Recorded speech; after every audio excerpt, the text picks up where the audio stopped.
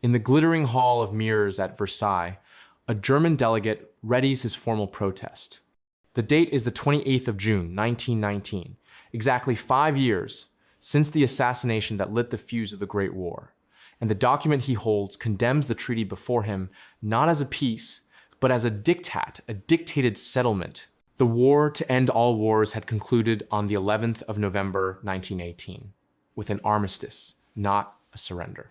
The German people, told they were victorious until the very end, believed they were agreeing to a ceasefire based on the idealistic 14 points proposed by American President Woodrow Wilson.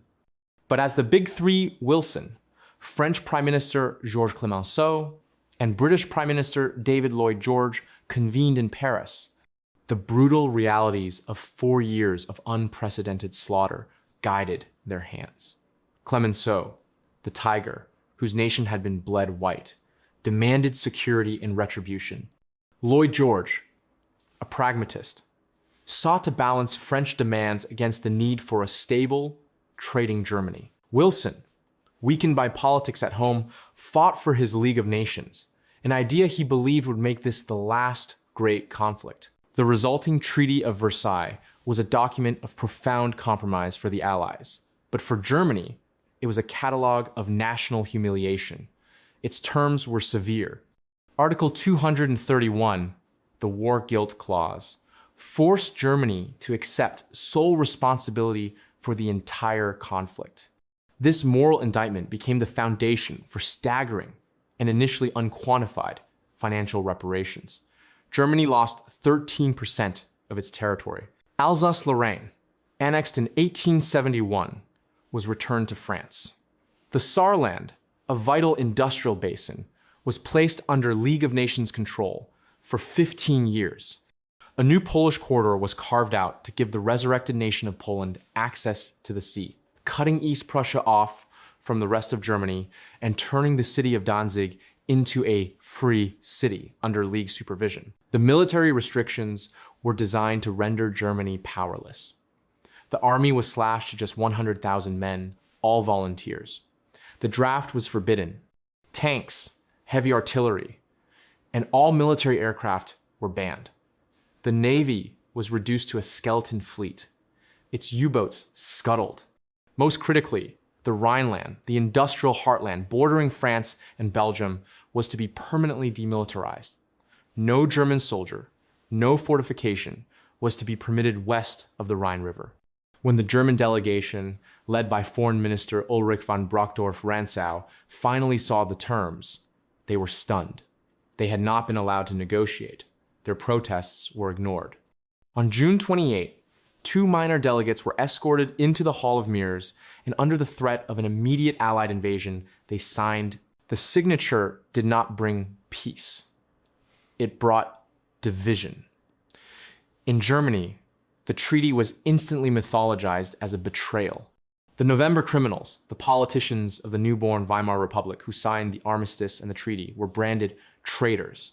Field Marshal Paul von Hindenburg and General Erich Ludendorff, the 2 men who had effectively run Germany as a military dictatorship in the war's final years, successfully propagated the Dolchstoßlegende, the stab-in-the-back myth. This false narrative claimed the German army had not been defeated on the battlefield, but had been betrayed by socialists, liberals, and Jews on the home front. This poison seeped into the soil of the new German democracy. That democracy, the Weimar Republic, was born in chaos. It was proclaimed from a Reichstag balcony in Berlin on the 9th of November 1918 amid strikes and mutinies. Its first act was to end the war. Its second was to survive. In January 1919, communists, known as the Spartacists, attempted a revolution in Berlin, which was brutally crushed by the Freikorps, disgruntled, demobilized soldiers who would become a wellspring of right-wing extremism.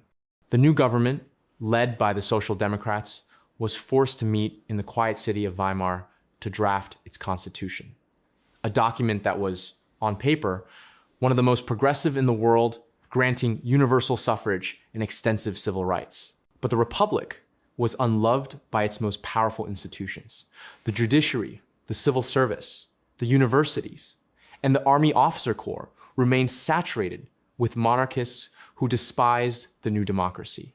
This weakness was exposed in March 1920 with the Kapp Putsch. When the government tried to disband a Freikorps brigade, its leaders marched on Berlin and declared a new government. The German army, when called upon to defend the Republic, refused. Its commander, General Hans von Seeckt, famously replied, "Reichswehr does not fire on Reichswehr. The putsch only failed because the trade unions launched a crippling general strike, paralyzing the capital and forcing the usurpers to flee." The economic burdens of the treaty soon fused with this political instability. The reparations sum was finally fixed in 1921 at 132 billion gold marks, a figure economists like John Maynard Keynes had warned was far beyond Germany's capacity to pay. The government, struggling to rebuild, could not meet the installments. In late 1922, Germany defaulted on timber and coal deliveries. The response from France and Belgium was immediate and punitive. On the 11th of January 1923, French and Belgian troops marched into the Ruhr Valley, Germany's industrial engine, to seize their reparations in kind. The Weimar government, powerless to resist militarily, called for passive resistance. It ordered the workers of the Ruhr to strike, to refuse all cooperation with the occupiers. To support these striking workers and their families, the government did the only thing it could. It printed money. It printed vast, unimaginable quantities of paper marks. The result was hyperinflation, an economic cataclysm that scarred the German psyche more deeply than the war itself. The currency collapsed. By November 1923, one United States dollar, worth 4.2 marks in 1914, was trading for 4.2 trillion marks. Daily life descended into absurdity and terror. Prices changed by the hour. A loaf of bread that cost 250 marks in January cost 200 billion marks by November. Workers collected their wages in suitcases, often twice a day, rushing to buy anything food, coal, shoes, before the money became worthless. A lifetime of savings, the bedrock of the middle class, was wiped out in weeks. A farmer who sold a cow could buy a house. A pensioner with a fixed income starved. The crisis destroyed faith in the system, in contracts, in savings, in the very concept of a stable society. It bred a profound resentment and a desperate hunger for a savior, for anyone who promised to restore order. It was in this feverish atmosphere of 1923 that a small, fringe party in Munich attempted its own putsch. On the evening of November 8, the leader of the National Socialist German Workers' Party, or Nazi Party, an Austrian-born former corporal named Adolf Hitler, fired a pistol at the ceiling of the Burger Bräukeller beer hall. Flanked by stormtroopers, he declared that the national revolution had begun. The Munich Putsch was a disorganized failure, quickly put down by the police. Hitler was arrested and tried for high treason. But the trial, which he dominated with hours of nationalist speeches, turned him from a local agitator into a national figure. Sentenced to a lenient 5 years, he served only 9 months in the comfort of Landsberg prison, where he dictated the first volume of his manifesto, Mein Kampf, My Struggle. By 1924, the fever had broken.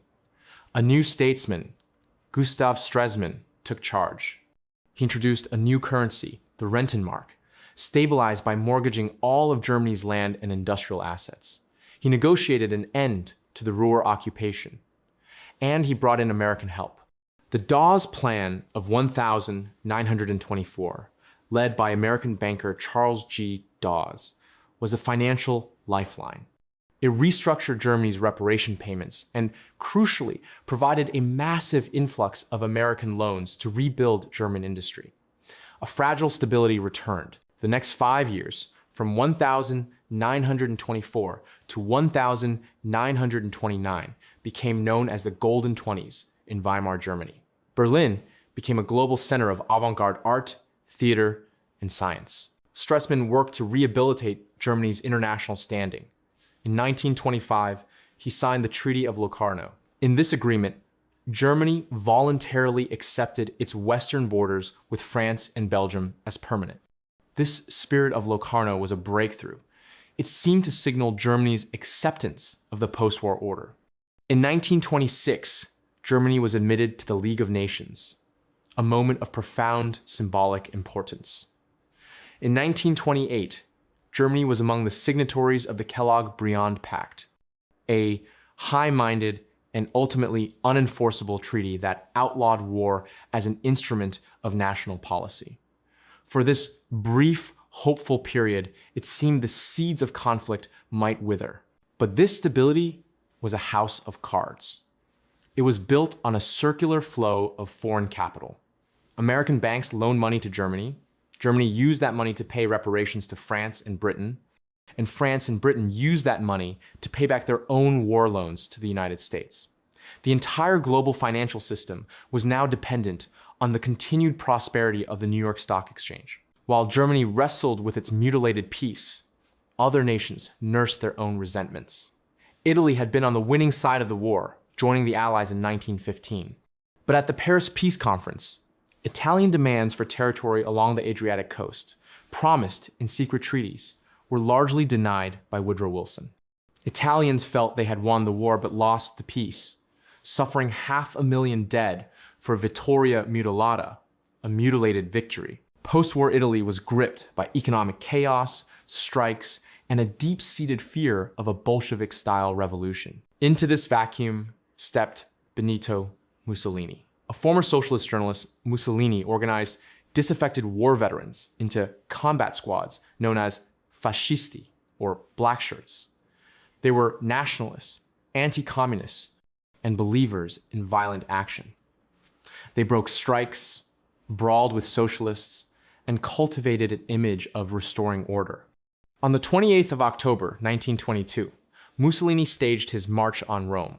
It was largely a bluff. Thousands of his poorly armed followers milled about outside the capital, but the nerve of the government broke. King Victor Emmanuel III, fearing civil war, refused to sign an order for martial law. Instead, he invited Mussolini to form a government. Mussolini, the Duce, or leader, moved methodically to dismantle Italian democracy.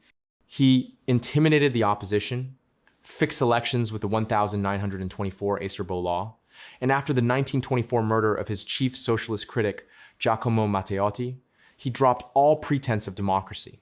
By 1926, all other political parties were banned, and Mussolini ruled as a dictator.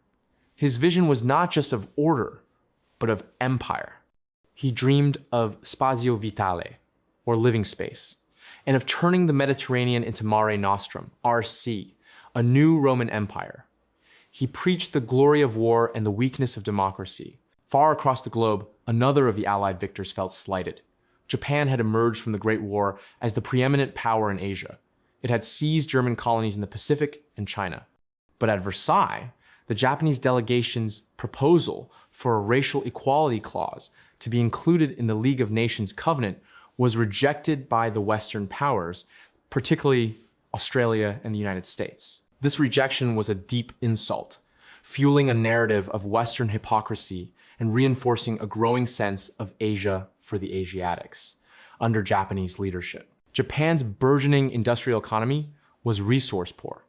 It depended entirely on imports for oil, rubber, and scrap iron. To the west lay Manchuria, a vast, chaotic, and resource-rich province of China. It was seen by Japanese militarists as an essential buffer against the new Soviet Union, and more importantly, as a source of the raw materials Japan needed to achieve economic independence. The Japanese civilian government was increasingly weak, struggling to control powerful factions within the Imperial Army and Navy. The first great crack in the post-war order appeared here. On the 18th of September, 1931, officers of the Japanese Kwantung Army, acting without authorization from the government in Tokyo, staged an explosion on a section of the Japanese-owned South Manchuria Railway near the city of Mukden. They blamed the incident on Chinese saboteurs. Using this as a pretext, the Kwantung Army launched a full-scale invasion of Manchuria. The civilian government in Tokyo was powerless to stop them. Within months, all of Manchuria was under Japanese control. In 1932, they installed a puppet ruler, the last emperor of China, Puyi, and renamed the territory Manchuria. This was the first major test for the League of Nations. China, a League member, appealed for help. The League responded precisely as its critics had feared. It acted slowly and cautiously. It appointed the Lytton Commission to investigate. The Commission's report, delivered over a year later in October 1932, dutifully concluded that the invasion was not a legitimate act of self-defense and that Manchukuo was a puppet state. It called for Japanese withdrawal. In response, the Japanese delegation, in a moment of high drama in Geneva, simply walked out of the League of Nations in March 1933. The League did nothing. It imposed no sanctions, offered no military aid to China. The lesson was clear, and it was heard in Berlin and Rome. Aggression pays. The new international system, built on collective security, was hollow. This geopolitical crisis coincided with the final collapse of the global economy. On the 29th of October, 1929, the New York Stock Exchange crashed, triggering the Great Depression. The intricate web of American loans that had propped up the Weimar Republic snapped. The flow of capital to Germany ceased overnight. German factories built on borrowed money shut down. The effect was catastrophic. By 1932, unemployment in Germany soared past 6 million, representing nearly 1/3 of the workforce. Hunger and desperation returned to the streets of Berlin. The political impact was immediate. The fragile democratic center of the Weimar Republic evaporated. Voters, terrified and angry, fled to the political extremes. On the left, the Communist Party grew, promising a Soviet-style revolution. On the right, the Nazi Party, which had been a marginal force in the golden 1,920 seconds, winning only 2.6% of the vote in 1928, exploded in popularity. In the 1930 Reichstag elections, the Nazis shocked the world by winning 18.3% of the vote, becoming the second largest party. In the election of July 1932, they became the largest party outright. With 37.4%, Adolf Hitler, the failed putschist of 1923, was now the dominant political figure in Germany. He ran for president in 1932 against the incumbent, the 84-year-old Field Marshal Hindenburg. Hitler lost, but he demonstrated his massive popular support. The Weimar government, unable to command a majority in the Reichstag, was ruling by emergency decree under Article 48 of the Constitution, a provision intended for emergencies that had become the norm. The chancellors, first Heinrich Brüning, then Franz von Papen, then Kurt von Schleicher, came and went, each failing to solve the economic crisis or tame the political chaos. In January 1933, a small circle of conservative elites, led by Franz von Papen, hatched what they believed was a clever plan. They despised the Republic and feared a communist takeover. They believed they could use Hitler's mass movement to achieve their own authoritarian goals. They persuaded the aging Hindenburg to appoint Hitler as chancellor, with von Papen as vice-chancellor, in a cabinet where Nazis held only a few key posts.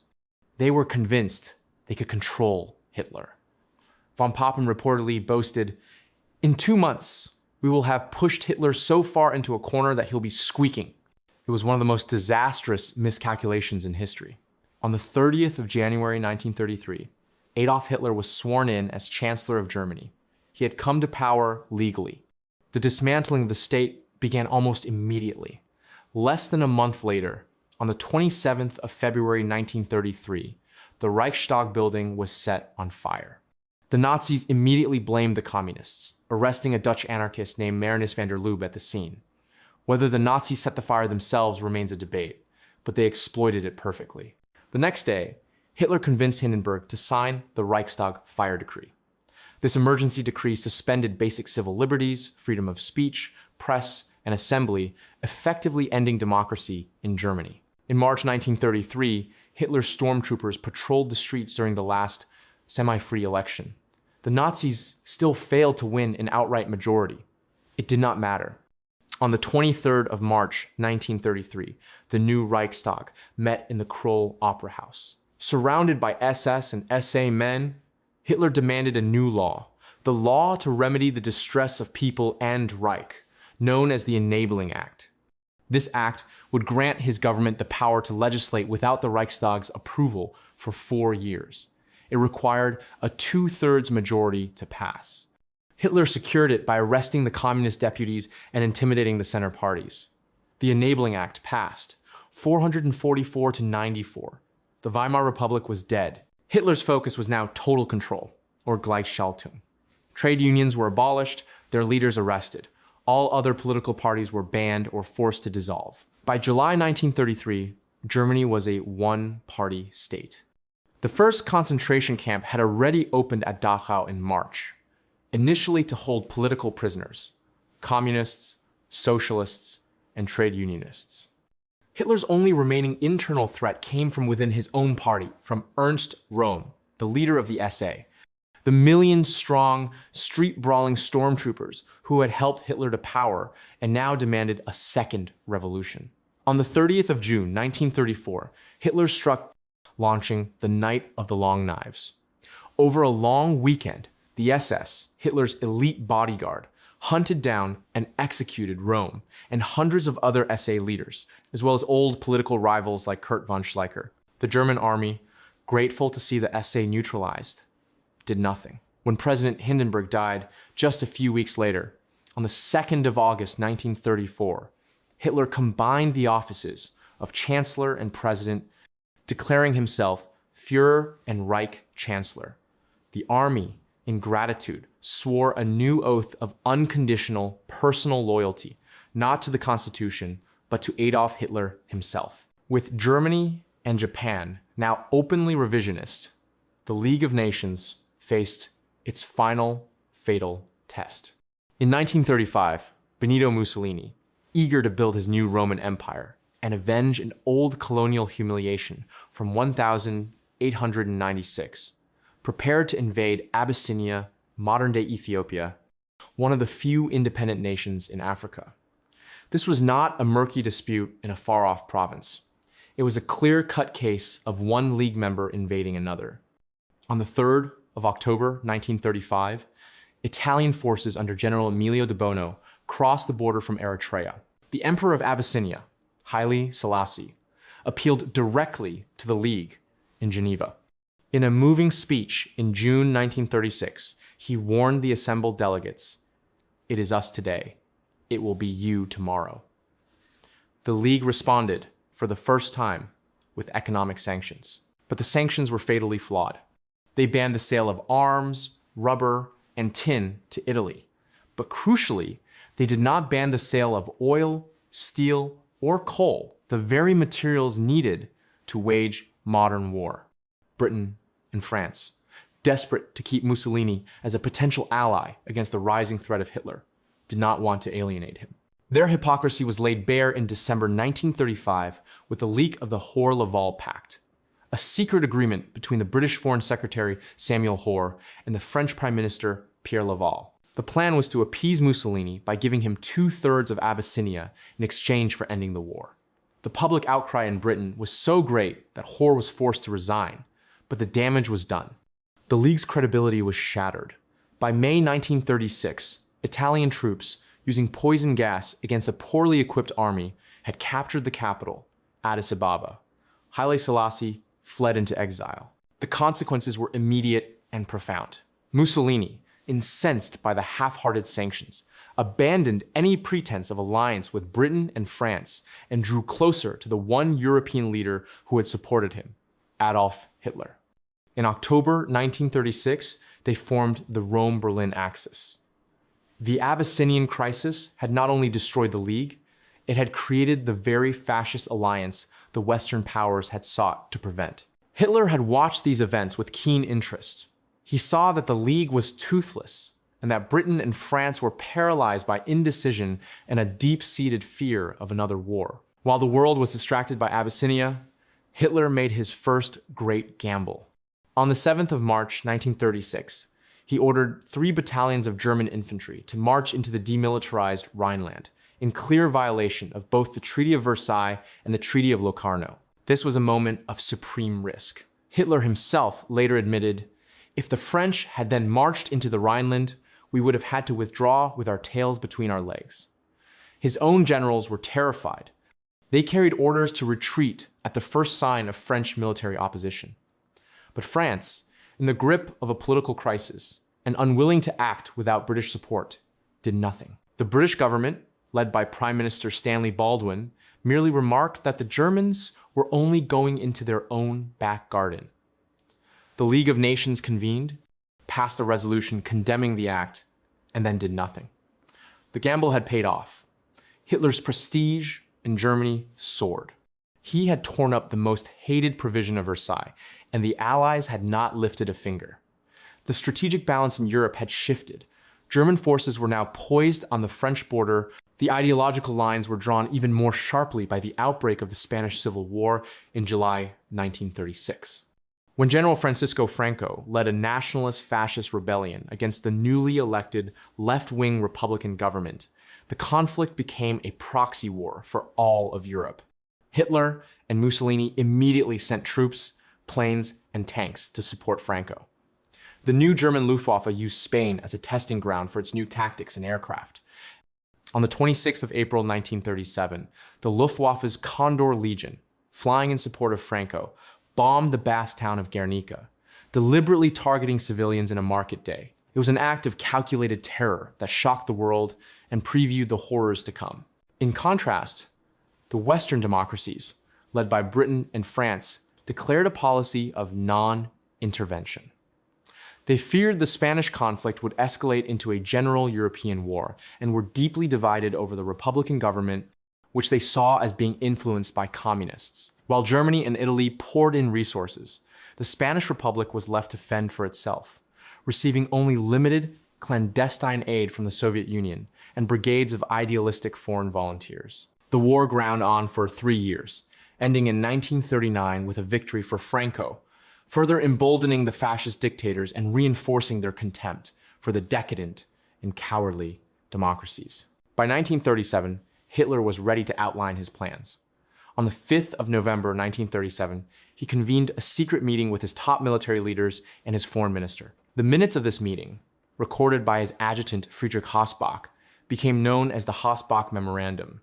Hitler stated his unshakable conviction that Germany must acquire Lebensraum, or living space, for the German people, and that this could only be achieved by force.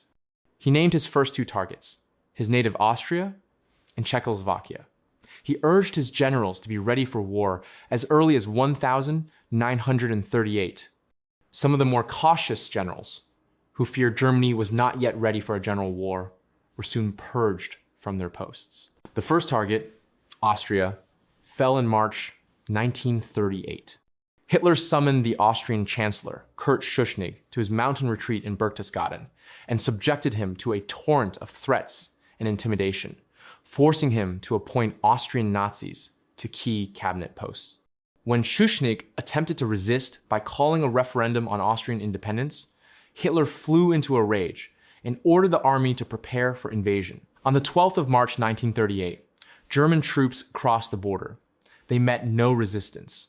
Instead, they were greeted by cheering crowds, a genuine display of enthusiasm from many Austrians who supported the Anschluss, or Union. Hitler followed his troops to Linz and then to Vienna, proclaiming the absorption of Austria into the German Reich. Britain and France protested, but did nothing. No sooner had Austria been absorbed than Hitler turned his attention to his second target, Czechoslovakia.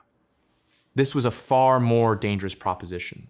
Czechoslovakia was a strong, modern democracy with a powerful, well-equipped army, a formidable line of fortifications in its border region, known as the Sudetenland, and, most importantly, formal military alliances with both France and the Soviet Union.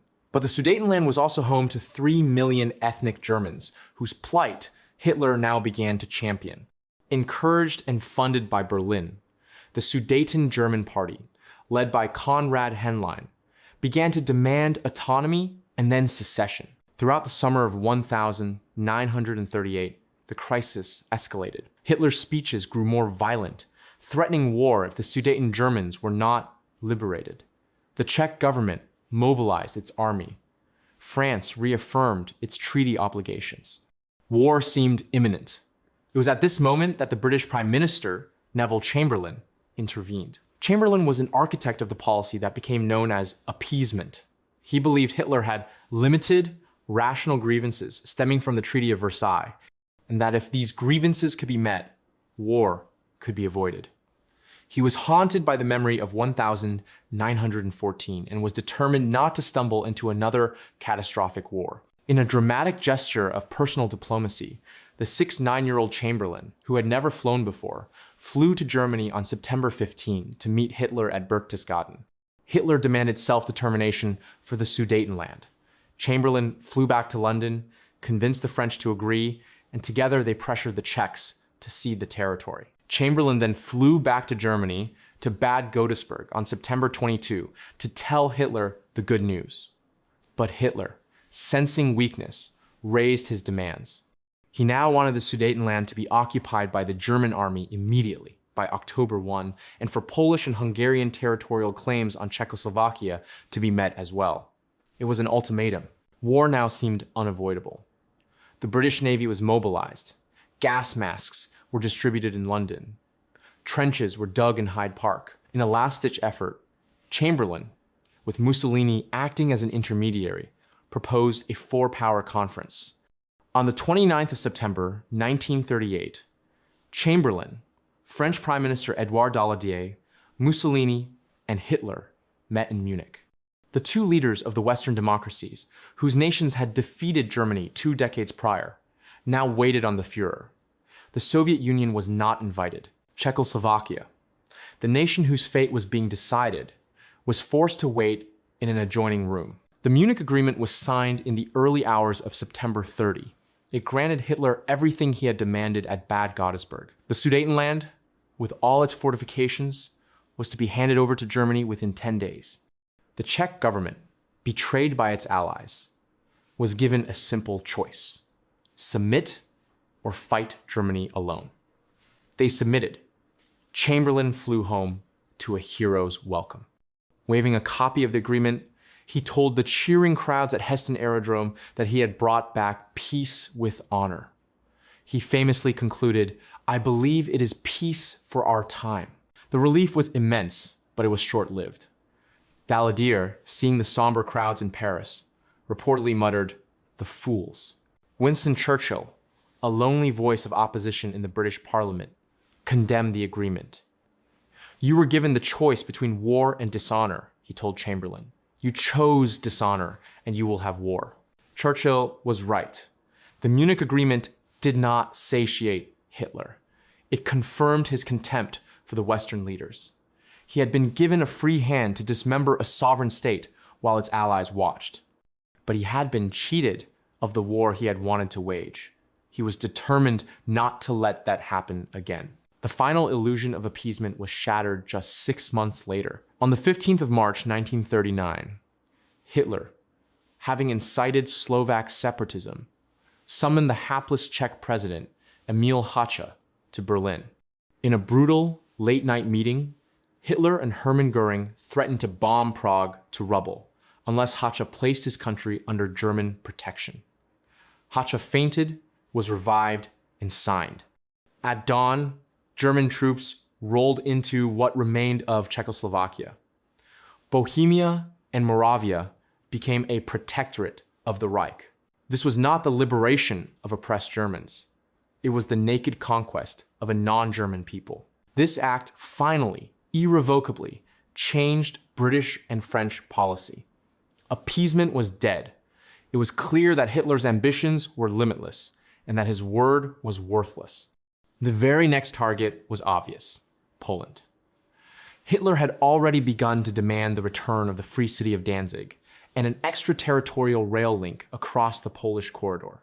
On the 31st of March, 1939, Neville Chamberlain rose in the House of Commons and issued a formal, unilateral guarantee of Polish independence. If Poland was attacked, Britain and France would come to its aid. Hitler was enraged by the guarantee, believing the British were bluffing. He ordered his generals to prepare Case White, the plan for the invasion of Poland, to be ready by September 1. But he had a strategic problem. An invasion of Poland might trigger a two-front war. Germany was not ready to fight France and Britain in the West, and the Soviet Union, led by Joseph Stalin, in the East. The Western powers, meanwhile, finally recognized the need for an alliance with Stalin. Throughout the spring and summer of 1939, a half-hearted Anglo-French diplomatic mission was in Moscow, attempting to negotiate a treaty. But the talks were crippled by mutual suspicion. Chamberlain distrusted the communists, and Stalin, having watched the West sell out Czechoslovakia at Munich, believed Britain and France were trying to push Hitler into a war with the Soviet Union. Furthermore, Poland, pathologically fearful of its eastern neighbor, refused to grant the Red Army transit rights to fight Germany. Hitler saw this distrust and moved to exploit it with breathtaking cynicism. He sent his foreign minister, Joachim von Ribbentrop, to Moscow with a stunning offer. On the 23rd of August, 1939, the world was shocked by the announcement of the Molotov-Ribbentrop Pact. Nazi Germany and the Communist Soviet Union, mortal ideological enemies, had signed a non-aggression pact.